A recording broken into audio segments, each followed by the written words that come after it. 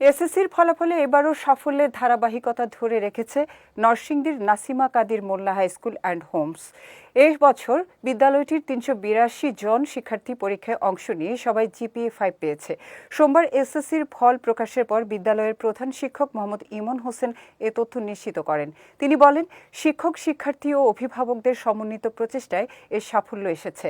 বিদ্যালয়ের প্রতিষ্ঠাতা ও থার্মেক্স গ্রুপের চেয়ারম্যান আব্দুল কাদির মোল্লা বলেন, শতভাগ পাশের পাশাপাশি শতভাগ জিপিএ 5 পেয়ে দেশসেরা ফলাফলের ধারাবাহিকতা এবারও অব্যাহত রয়েছে। সারা দেশের ফলাফল বিশ্লেষণ করলে প্রতিষ্ঠানটি দেশসেরা অবস্থানে থাকবে বলে আশা প্রকাশ করেন তিনি।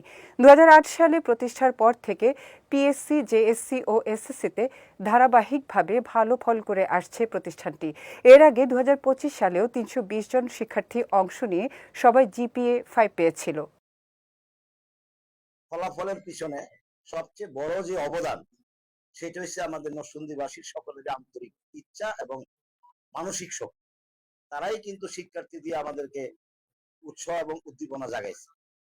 পাশাপাশি এটার আজকের এই ফলাফলের পিছনে সবচেয়ে বড় বেশি অবদান হয়েছে আমাদের একজাত তরুণ শিক্ষক এবং শিক্ষয়িত্রী, যারা নাকি এটাকে নিয়ে পরিশ্রম করে রাত দিন।